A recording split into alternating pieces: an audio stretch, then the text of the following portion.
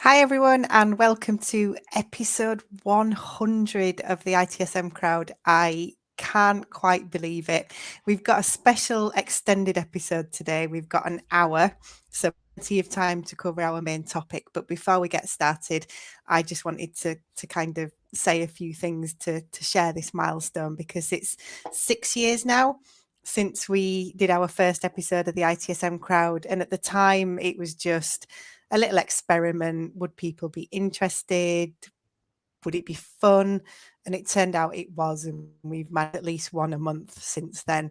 So from my perspective, it's been an amazing opportunity to meet new people, to spend time with existing friends in the industry, and to learn from them as well, to learn about all the new things that are happening. So it's been wonderful for me. And I would like to say a massive thank you to everybody who's been a guest on the ITSM crowd. I'd like to say a massive thank you to everybody who's watched, who's subscribed, who's commented. It's just been such a pleasure to do, and we've got some brilliant episodes lined up for the rest of this year as well. So lots more to come about experience, about platform, lots and lots of content to reflect how our industry is changing. And also just a thank you as well to the people that you don't really see behind the scenes. The ITSM crowd has never been a big budget production. Our production values are fairly simple, but behind me I have our marketing team who massively help us out. So thank you to Ivana for all the work that you do behind the scenes, and thank you to all my team who support me and make this possible. So that's all from me. Just a couple of things to say, and just brilliant to mark this milestone. But you're not here to watch me. You are here to see our fantastic guests, both of whom are giants in our industry. So what I'm going to do is just kick off with some introductions and ask our panel today to tell us a little bit about themselves. So Peter, I'll come to you first. Sure. When you talk about me being a giant, are you talking about my girth? Sorry. I have been around service management and things like that, as well as enterprise architecture, infrastructure architectures, operational architectures, for quite some time. As you know, Claire, I've spent a little bit of time in the SIAM space as well, but mostly what I do is try and find out what makes stuff work. And how do we actually get that to be implemented in organizations in such a way that actually helps stuff to happen? So that's where my current focus has been over the last few years, and as well as writing some documents, as you well know, in the ISO community and things like that. So spent a bit of time studying, but more time doing. So thank you. Fantastic. If you do figure out what makes things work, let me know, because I did say keep studying. Rob, tell us a little bit about yourself. Rob England. I'm in Wellington, New Zealand, and some people will know me from my blog, The IT Skeptic, that ran for 14 years, but I retired him 2019. It seems so long ago now. And mostly because I've been involved in the ITSM community for a very long time, and we've collaborated on Verism, and I've had peripheral involvement in ITIL and things like that. But in around 2019, I started working with my wife seriously in getting more involved in business agility and new ways of working in general, and new ways of managing, and sort of moved away from the IT world, but still keep my hand in doing IT consulting. But we think a lot and work a lot in Vietnam, but at a business level now. So kind of big shift there. That's my world. Thank you. I used to love the IT Skeptic because it was a voice saying things that some of us weren't in a position to be able to say, but it's been brilliant to see. I think your personal journey kind of reflects the journey that the whole industry's been on, moving from single framework to a really diverse range of approaches. And both Peter and Rob are published authors with some excellent content behind them. So I'd recommend you have a look at their titles if you're looking to expand your knowledge a little bit. So as I mentioned, we've got an extended episode today. So we've got an hour to run rather than our usual 30 minutes because we've got quite an interesting topic. But for those of you that are watching us live, we'd love you to be involved as well. So we've got the YouTube comments up and running. I can see some of you have found them already. And chip in if you've got questions, if you've got experiences to share. It makes it a more interesting conversation if you're involved as well. So please do kind of jump in and share your thoughts. But Rob and Peter approached me a little while back to say they'd been having a discussion and they felt it might work better in public. So would I be interested in hosting this? And I jumped at the opportunity, of course. But Rob, tell us about the background for this, because we've called it the Great Debate. Where's this discussion come from? So I made a post a while back based on, can I do a plug? So one of the books, Open please. Management. But in there I talk about how theory isn't, we get a bit obsessed with theory in IT and in business in general. And Nick Taleb taught me a wonderful word, not personally, but reading him, he had this wonderful word, platonicity, where you create a platonic model of reality, and then you get so fond of the model that you kind of lose sight of the fact that it's not reality, and then you get all disappointed when the real world doesn't match the model.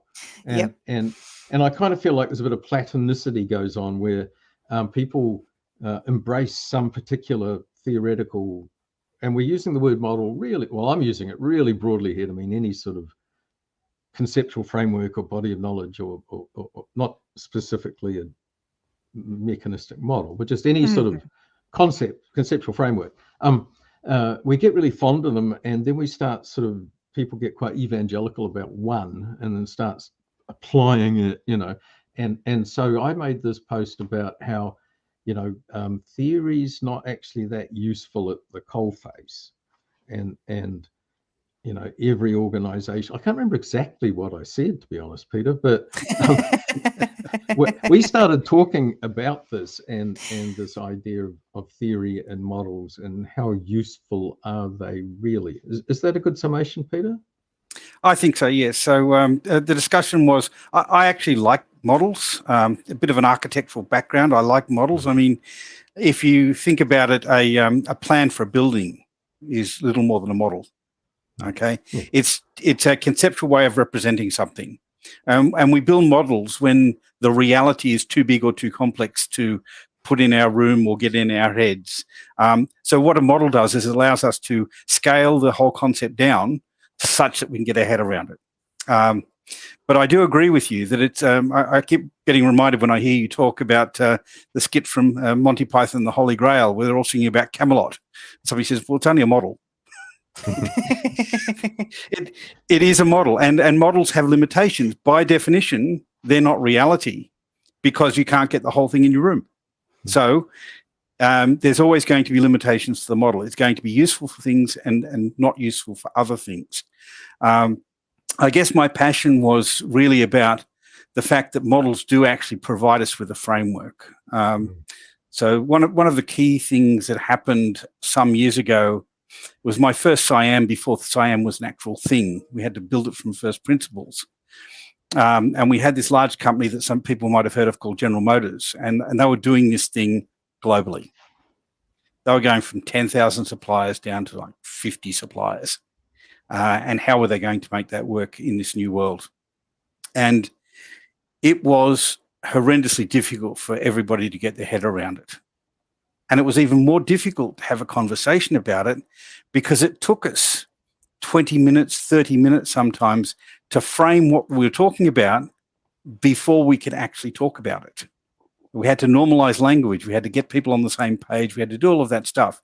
So one of the things that we did through the process of developing this was we drew a picture, a model, that said, effectively, this is how what we would now call a SIAM organization would work for them. And it was a complex one because we had a SIAM operational integrator. We had an integrator for infrastructure. We had application domain integrators, an end-to-end application integrator. We had all of these different parties all trying to work together. And it took us 2 months through that process of developing basically the bid to say, this is a picture that we think encapsulates what's actually happening and the relationships between all those organizations. And it did a few things for us. The first one was it made us recognize there was actually a problem with the way it was built. And it had to be changed so that we could actually make the thing work in reality. So once we got our head around the complexity, then we could say, okay, there's a problem here and this bit needs to be fixed. And the actual bid was changed to support that. So that was helpful. The second thing it did was the 2 months of time we spent thinking about what is it that we had to do to represent this, to have this in place, to make it work. Was that journey was probably as interesting to us and as useful to us as the destination that we arrived at. But then when we actually got to rolling out what we were doing and we had to train 10,000 plus people in 42 countries, we got to the point where we could put a picture on the board and we could say, this is how it works. This is how the relationships work. And you know it's working when you can draw a rectangle on a whiteboard and you can say the problem's here and draw an oval. And that's all you've got, a rectangle and an oval, and you've automatically got people on that page. Now, I absolutely agree, Rob, that to the people who are actually doing incident management and problem management and change management and release management on a day-to-day basis, they didn't give a damn. But they knew the picture existed, and if they were really interested, they could go and find it. But the people who were actually trying to collaborate across these groups found that model was useful. Did it have limitations? Of course it did. But yes. I think that's fair, right? So models, especially models that we create in the context of our organization, the operating model, right? How we are going to work, can be really useful to help communicate and, as you said, think through and identify issues. So one of the ones we love, Jerry and I, is value stream mapping as a model to see how work flows in a specific context and the issues that flushes out every time you do it. So I think those context specific models are particularly useful, although, as you said, for a lot of people who are down in the stables shoveling it out, not necessarily so much. But when I was having a crack, I think I was really more having a go at generalized models, theoretical models, like ITIL says do it this way, or SAFE says do agile like this. Or also I mentioned even more abstract things like Cynefin. That I think it's a fantastic thing, and I talk about it all the time. But in terms of the day-to-day, then it's less useful sometimes to apply some of the sense-making rules. What are we in a specific issue is good, but all of those things, I just we run. We do the sheep dip, as I call it. We train everybody in Model X and say, now go use it at work, and they're all like, okay, well that's really interesting, and but actually we're trying to get this deploy to happen, and with all these dependencies, and that's what's burning us, and I don't quite understand how that theoretical model illuminates that. So we're almost talking about two slightly different things. So I think the specific models we build for a context are more useful than the purely theoretical models. But like you say, they still have their limitations, that you can't fit reality in a room, as you said, or on a whiteboard, that there's always stuff we chose to neglect. And so there are issues with that. But first of all, I think, I think we're talking about slightly different things. Yep, fair comment. And indeed, the zealotism that comes with, I have a framework and that's the answer to all things is problematic. I know that I was dealing with somebody once that had just finished their ITIL training, and I said, the problem that we have, and the guy said, oh, you mean the incident? I was like, stop. No, I'm speaking English, and B, it's happened multiple times, so it's a problem. Yeah. And there's nothing more dangerous than a foundation graduate, is a quote that I love. The Dunning-Kruger effect. Yeah. Yes, I think I always recall Ivor McFarlane, one of the discussions he gave, and this is a number of years ago. But he said that he really hates zealots in terms of ITIL. He hates people that post to the walls with posters of ITIL. He said, in the discussion he's having, he said, does anybody here cook? Right. Now, of the people that cook, does anybody here only have one cookbook? And basically, he said, you go through, you might go and get, the average Australian, I don't know what it's like in other countries, but you either had the Woman's Weekly Cookbook or the Market Cookbook. that was it. That were the cookbooks you had. It was the Edmunds Cookbook in New Zealand for the Kiwis watching. Yeah.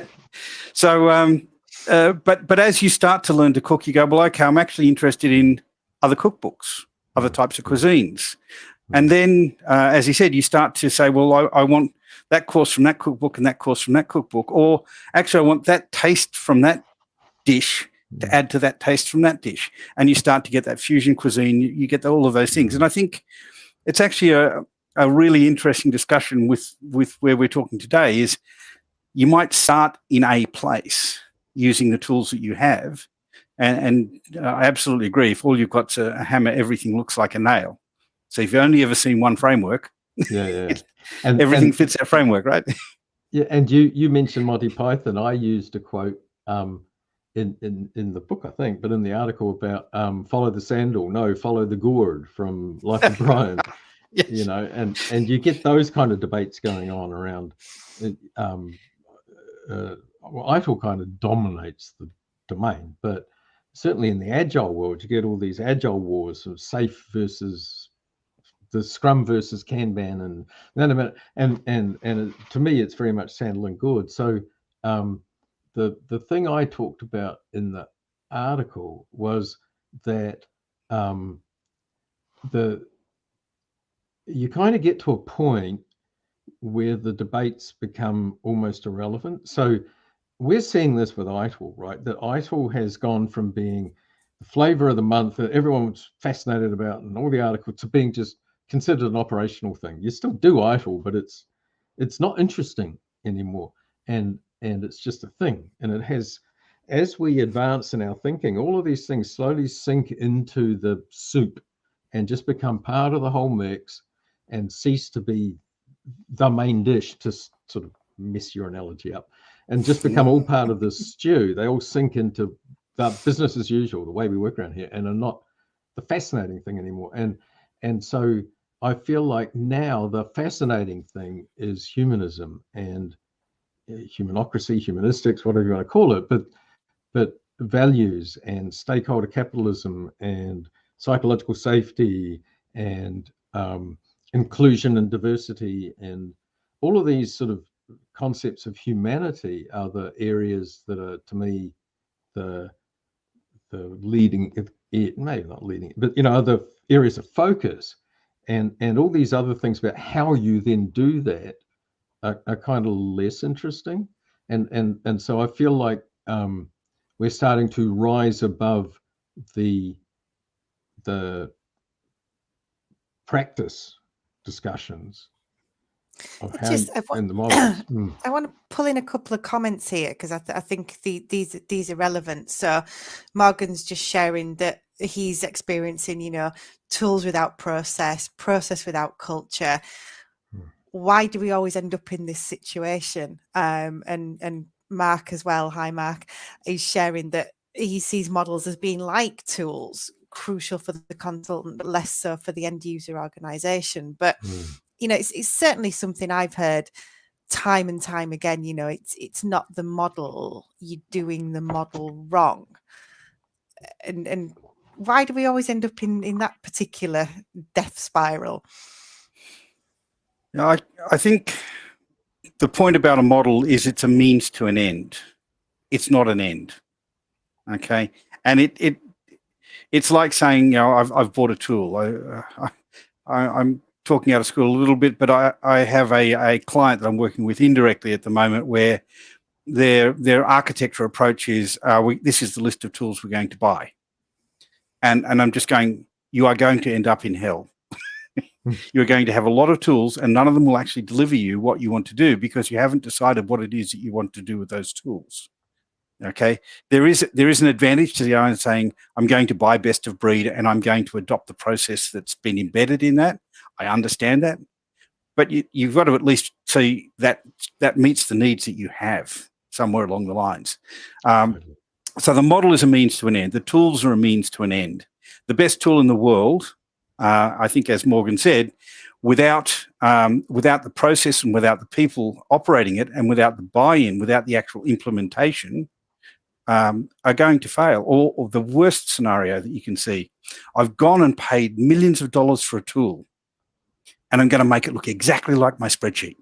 That's right. Can you make it look like the way we work now? Yeah, it's because we don't want to change it. So I drew a progression a while back where, because we still have that shiny in IT, right? That our support sucks, so we'll buy service now and then it'll all be fixed, right? And so we still have that shiny, but we were always a things-centric industry from the start, and then we sort of evolved to understand that practices and process matter, and so then we had ITIL and Prince2 and PMI and Red Books, and before that, and just you need some practices around these tools to make them work. So we got to that, and then we got to the people and culture thing, and sort of round about the turn of the millennium, where it was about team building and culture change and yeah.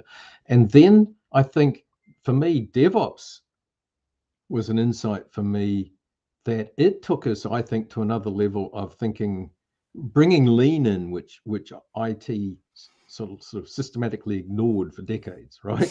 And DevOps rubbed our nose in lean and said, it's the flow, stupid, and it's the system, and reintroduced the ideas, surface the ideas of systemic thinking and even complex systems thinking a bit.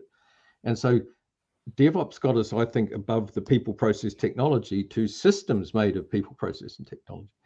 And I think now we've come to a fifth level where we've got Lalu and, Teal, which is our brand for Cherry and I, so these ideas of sociological, humanistic. You've got the brilliant book, Humanocracy by Gary Hamel and Michelle Zanini, which I think is one of the greatest workbooks of the last decade, about, you've got the stakeholder capitalism movement, you've got climate change, and what do you call it, ESG expectations of organizations, and this values over value, as I like to call it, to me, is this fifth level of evolution. So our as we rise above those things, all those other things don't go away. You still need the tools, you still need the practices, you still need the culture change, you still need the systems thinking, but we kind of evolve and they just matter less. You kind of come up above the clouds of that stuff and start looking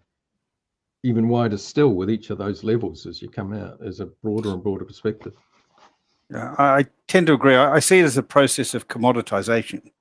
Yeah. So originally, when we had individual systems, getting the system to work was the pinnacle of what you could achieve. Okay. Now that we've commoditized systems and then we've commoditized processes and we've started to commoditize tools with embedded processes, that commoditization, I think, is that merging into the stew that you're talking about. It's now just baseline.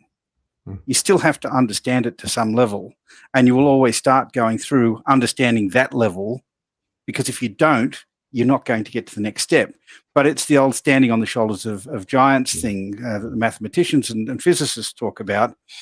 I can learn all that stuff without having to invent it from first principles, and then I can start to develop on top of it. And I think that's a product of commoditization of knowledge to some extent.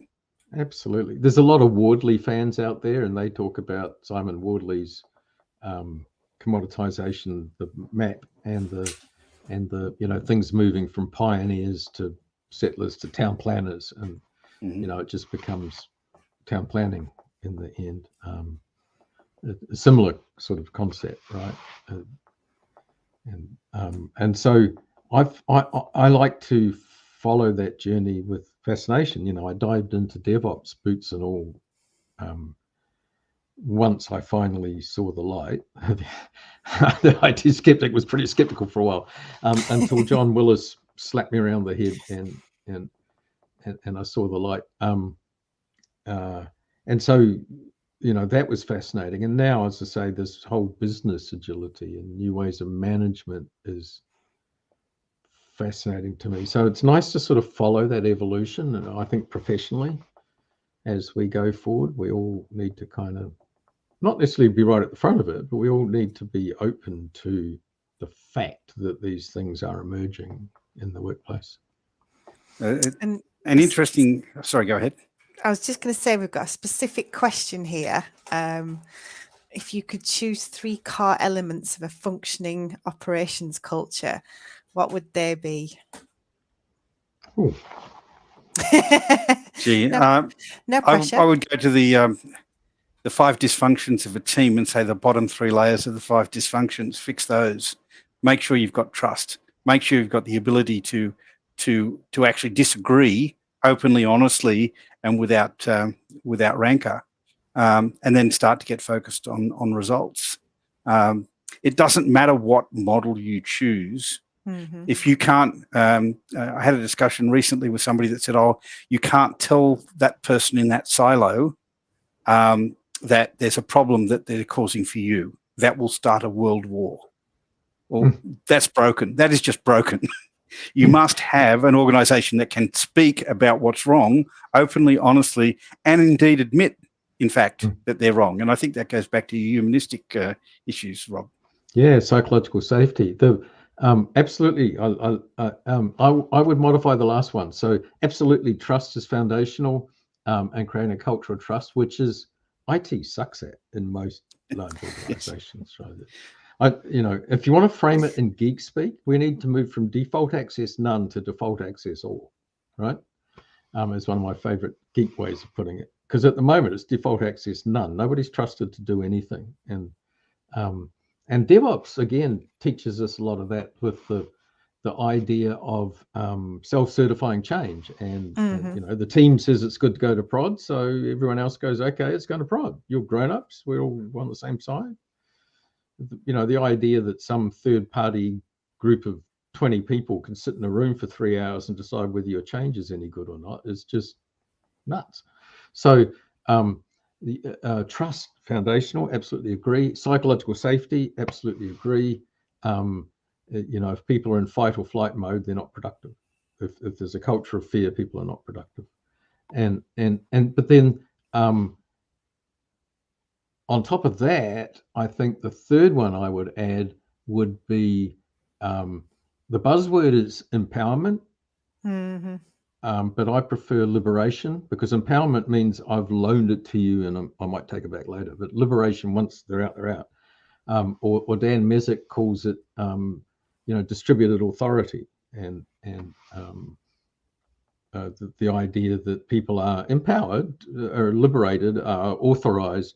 They're given permission to do their own job, is how Dan describes it, which I think is great, because it's not funny. You look at a lot of big corporations and big government departments, and people do not have permission to do their own job, and then they're punished when they don't. And so that would be the third one I would add, would be liberation, that people are actually free to work.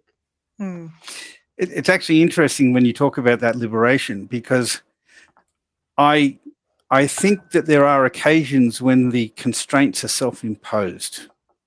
I have seen many organizations where people say, I'm not allowed to do that. Well, who told you you're not allowed to do that? Well, nobody said I could. Well, nobody said you couldn't. That's usually that culture of fear again, right? Yes.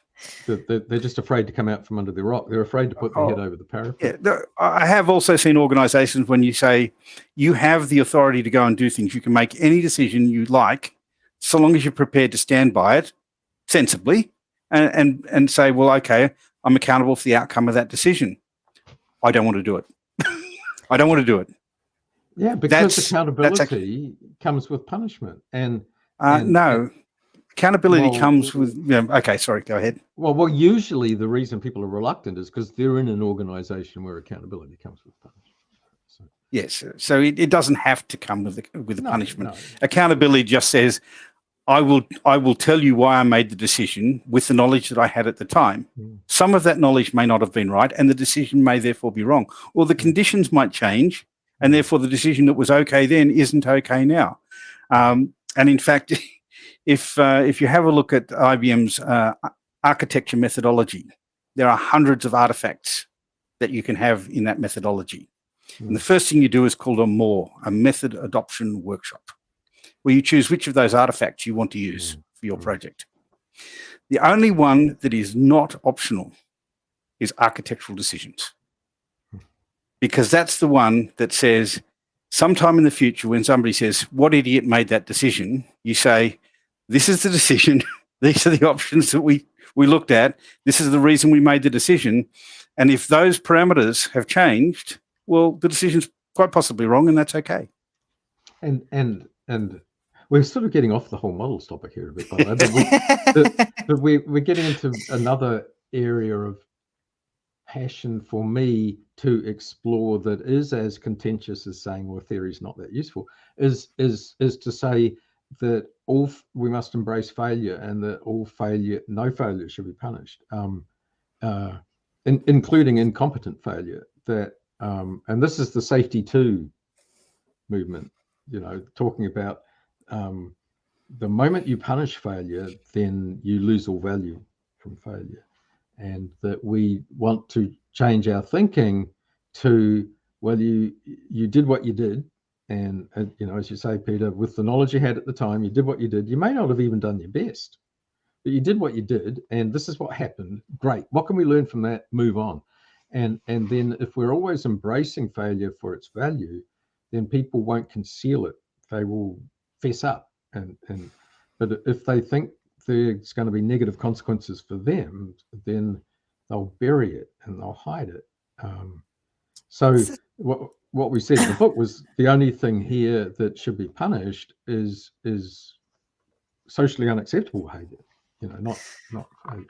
Yes. And I think this is an interesting comment in that context from Rod, that if you look at something like cybersecurity, failure here can be drastic. So how do we treat failure in that type of situation? Failure anywhere can be drastic. I love the Knight Capital story, right? They left one server off a script and they destroyed the company, So failure anywhere can be drastic. That doesn't change the fact that, that's just the risk of doing anything. Every single thing you do has the potential to destroy the company. Yeah, any action will have a consequence. Any consequence can be bad. It can be negative. It can be very negative. And with the best of intention and with all the information and doing every possible piece of diligence, you can still get the wrong outcome. And you can still do a whole bunch of very lazy work and luck out. Totally. Okay, so there's a number of those things. So cybersecurity is a very, very important field, and it is something that needs to be done diligently. It is something that needs to be done with a lot of thought and built in up front, not trying to retrofit it later. But that's another hobby horse I won't go into today. But the consequence of any particular action can be hard to know. But if you've actually done the diligence and if you've actually brought the experiences to bear, one of the things I said to a client today, which somewhat different, but in terms of trying to engender proactivity as a stance, having a significant incident is unacceptable, because if you say it's acceptable, then people don't worry about it so much. If you say it's unacceptable, not from a consequence, from a punishment or failure perspective, but from saying I need to learn from that, then that drives the proactivity. It doesn't take away the psychological safety. It doesn't bring punishment. It just brings retrospection. But the second thing I said was having a second one the same is completely unforgivable. Yeah. And but they almost never happen the same, right? Sorry.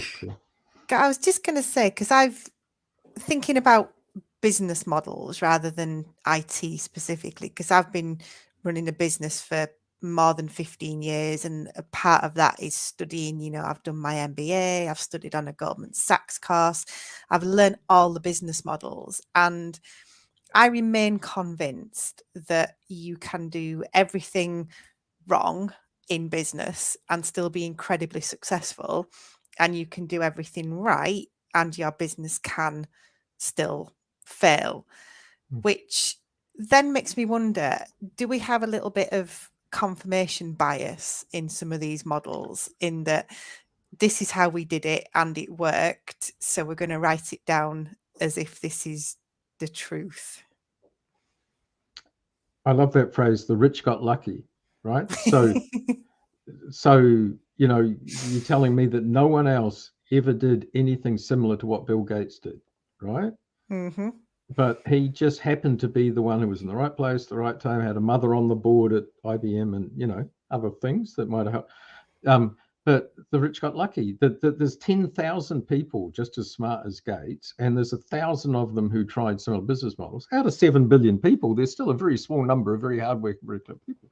But it's not he's the only one. He's the only one who happened to boil to the top of the heap. And so, we have this, there's a lovely book called The Halo Effect about this, right? That we praise and worship the CEOs of successful companies, and we condemn the ones of failing companies. And actually, there's zero difference between these CEOs. They're all really smart, hardworking people. And some of them get lucky and some don't. They just ride the tiger. And totally. Yeah, I think a couple of things there. So first off, yes, Bill Gates only got the opportunity because the guy that was running Concurrent Computer was out flying his plane and missed the appointment. Otherwise, he wouldn't have even got a Guernsey. Okay, so there's your dumb luck part. But there's one good outcome does not a model make. Okay, one of the things that we did when we wrote our book on Siam was we actually had 4 people who completely independently set out to solve the same problem, and as a result said, 80% of what we did ended up being the same stuff because it's kind of sensible. Okay, so if you, I like the terminology from the way that IBM used to speak in those days, at patterns and anti-patterns. Patterns were highly correlated with success. It's not a guarantee, but they tended to be correlated with success. Mm-hmm. Anti-patterns tend to be correlated with failure. Now, it doesn't mean, we have principles that we've published in Siam. So you follow these principles, it'll help for sure. But it doesn't guarantee success, and it doesn't mean if you don't follow those rules, you'll fail. But what you should do is understand why they're correlated with failure and manage that risk. And if you do that, then there's a fair chance that you'll actually solve the problem. And you can go and say, I'm going to break all of the rules, i.e. I'm not going to follow any of those models, and still actually find something that works. Because what you've really done is you've gone and found a new model. It's just not a published one. And that is where theory comes in. So for the small number of people who are thinking about strategy and are thinking about breaking the way we work, they need the knowledge of all the different patterns and all the different anti-patterns to inform that. That's the context, whether they're consultants or strategists Anybody within the organization. There are certain people who need to know the theory so that they can illuminate those. You mentioned Shuhari, Peter, in earlier discussions, the apprentice, journeyman, master model. Yes. Yeah. I was just going to go there. Yeah, well, same thing. Well, no, that is the thing, right? Once you're at a master level, you need all that knowledge because you are creating new ways of working. Yeah, so I always explain it fairly simply because I'm a simple sort of person. The apprentice learns to follow the rules because that's what their job is. You go follow the rules. Okay. But rules have reasons and the reasons matter. Okay. The journey person approach. Okay. When you've hit that level of planning in the organization, you not only understand that there are rules and what they are, you understand why they are. Then you know when to break the rules. Mastery is when you can make the rules. You know enough to say, this is likely to be successful and we'll go and test that in the environment. And, one of the things I've had other people have say, these models are useless. I use them all. I use none of them. I melt them all together. That's a level of mastery. Okay. But you can't get there without understanding first. And I think you've got to understand where the commoditization comes from. You can move through it quickly because it is commoditized. There's not a lot of debate about it like there used to be. But you still have to understand why it's there. Now, if you don't understand binary, you're never going to build a computer. Mm-hmm. Oh, I don't know. I reckon there's a lot of programmers that don't need to know binary anymore. Well, one would argue they're scripters, but anyhow. Yeah. Sorry if I offended anybody. But I think a question here that's relevant. So Morgan's asking, have you found any underlying truths for all models that are they basically trying to describe the same thing in different ways? And that to me comes back to that apprentice piece. As an apprentice, do you need to understand rules, or are we better giving people principles and I guess guardrails to operate within? I actually had a maths teacher when I was in high school, and that's a long time ago. There's two maths teachers. They had different ways of teaching, and they used to go into each other's class and disrupt each other. It was fascinating to watch. So one of the teacher I had, he said, you understand how the principles work, then the rules you'll figure out for yourself. Okay. The other one said, no, learn the rules, and then later you'll find out the principles. And what I actually found out, they're both right. You actually need to do a little bit of column A, a little bit of column B. But you need to learn the rules of any particular domain sufficiently that you can understand what's going on. Mm-hmm. And then you can come back and say, well, is that working? Why is that working? Now I can start to examine that. And I think in a lot of cases, that's how you actually build that career, is that you start to go, well, okay, I understand one thing. Now, in terms of underlying truths in a model, there are so many different models on so many different topics. I think the one underlying truth is that every model has limitations. And if you really want to achieve mastery, you need to understand the limitations. You need to understand what assumptions that model makes and when those assumptions no longer hold, because that tells you when the model is going to break. And then, of course, there's the times it breaks just because it doesn't get it.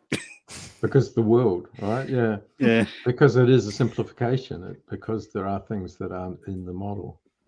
I'd be curious, Morgan, if we actually have answered your question there.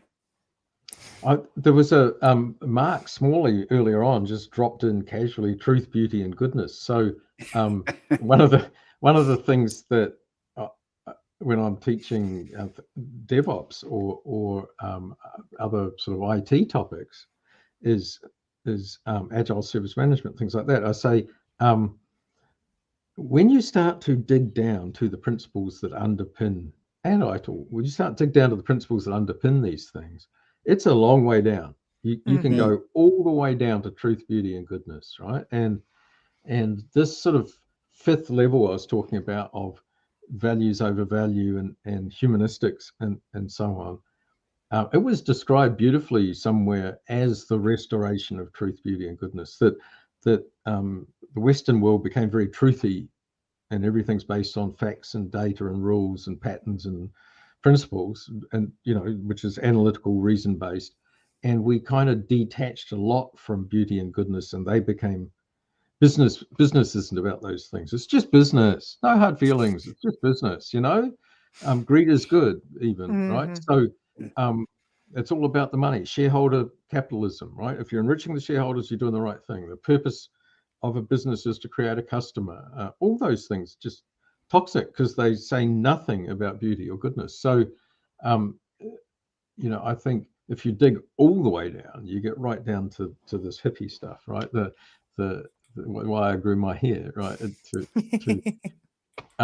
Those things are common, but that's going way too. That's certainly not where Morgan was going. I think for higher up, Peter, I think there are things like you say, like don't trust the model; it's always broken. Is one good principle that's always there. A principle that should always be there is customer line of sight, aligned to the customer, but it's not, is it always?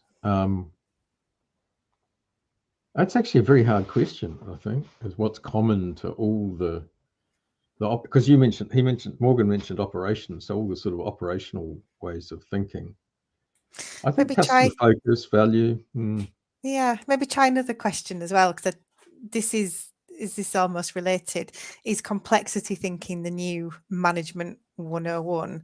So I guess rather than having the single truth that unites all models, maybe we give people the skills to apply the models in different situations. And Morgan just saying is you have answered the question, giving him much to ponder. This one from Michelle is interesting. You go, Peter.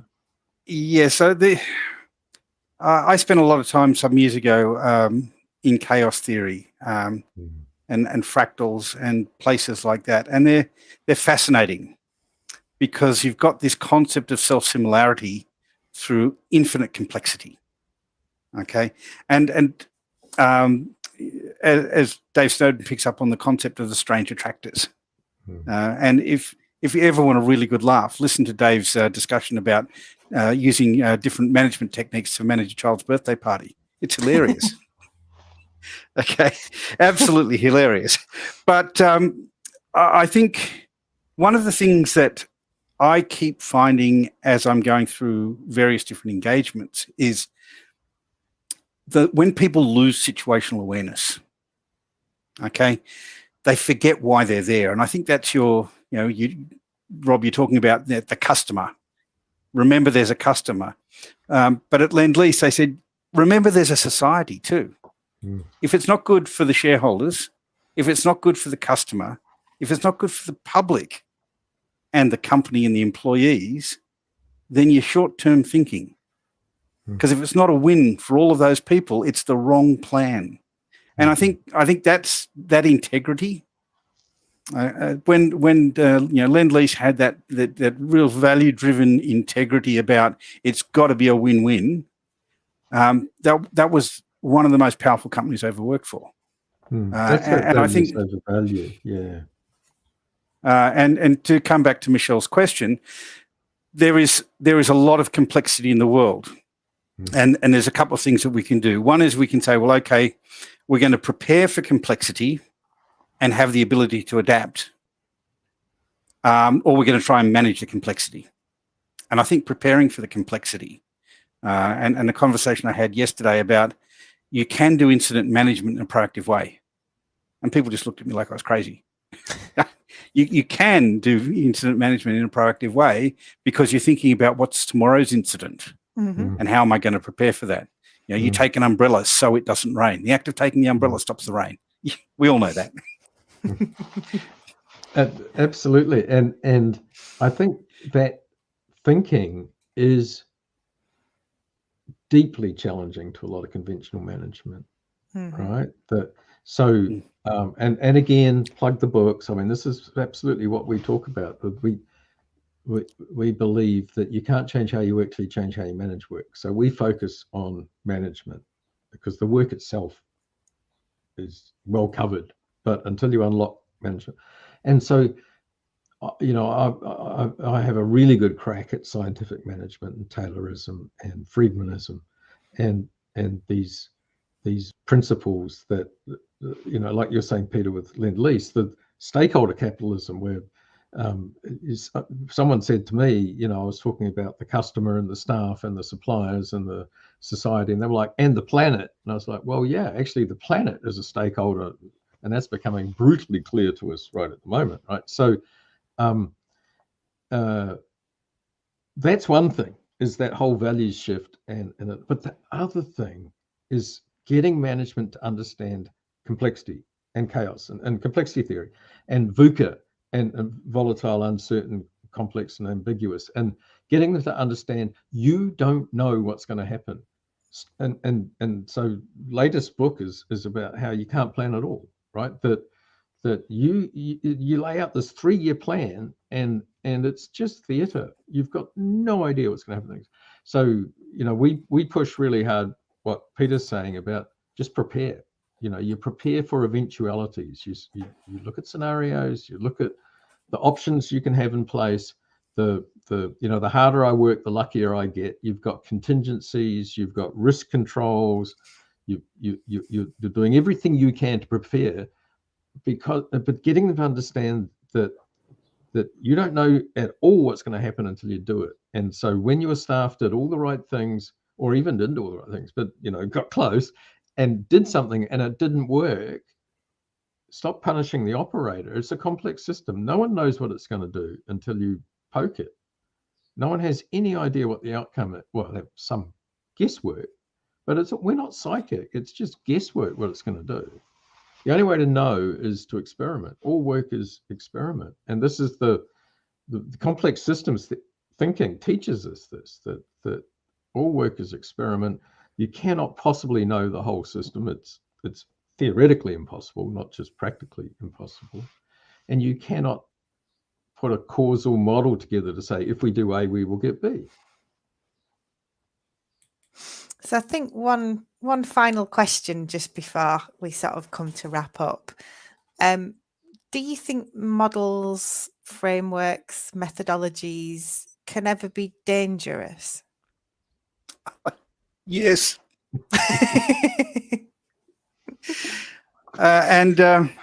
Probably, the easiest way to look at this, the Cynefin framework. Okay, if you think you're in a best practice world and this, sense, categorize, respond. Okay, whenever I see a number 2, I hit it with a hammer.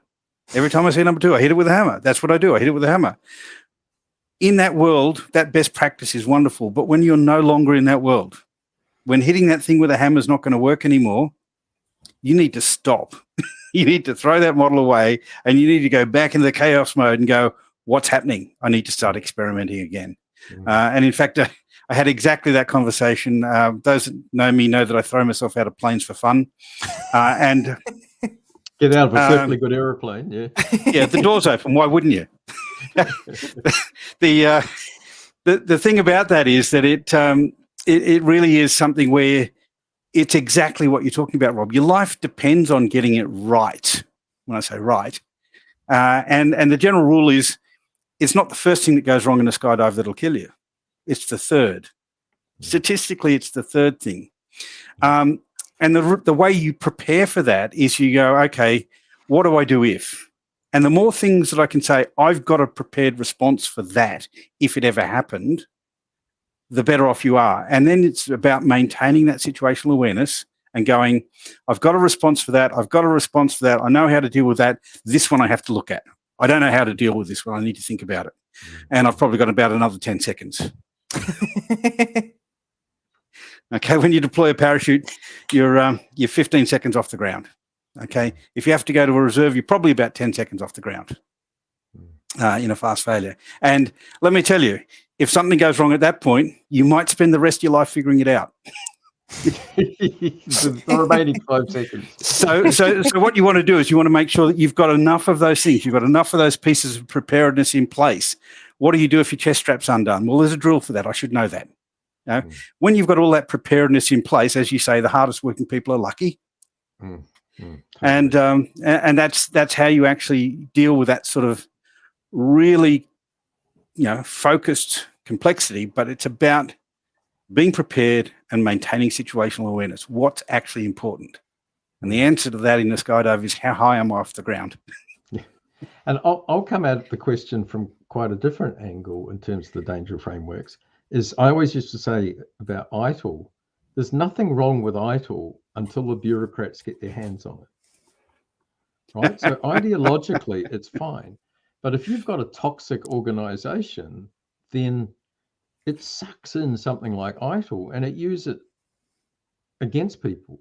SAFE is the same thing. I can imagine that Scaled Agile Framework is fine in the right hands, but again, the bureaucrats get their hands on it and it just becomes a disaster, an absolute nightmare. So a different way of thinking about that question is that I think these models, these frameworks, are intensely dangerous in the wrong hands. And not just naive, childlike hands, but people who are pursuing an entirely different agenda, like a bureaucratic or even a psychotic one. Yeah, we've all met those, I think.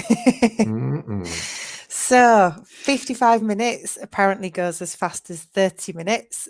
It's always a pleasure to spend time with intelligent people, but that has just been so interesting. Briefly, final thoughts, Peter and Rob. Have you got any resources you want people to point people to, books that you'd recommend, top tips that you want to share? Peter, let me come to you first. Well, obviously, from a SIAM perspective, any book that's got skydivers on the cover has got to be a good one. But in reality, one of the underutilized resources is ISO 20000, because that says, this is a bunch of pretty good guidance on how to actually build a model for your organization, tailoring it for your organization to build a service management system. It's amusing in this context talking about here's an international standard, but it's actually good guidance. And what I'd suggest to people is you take the guidance and you adapt it and adopt it and make it work for you.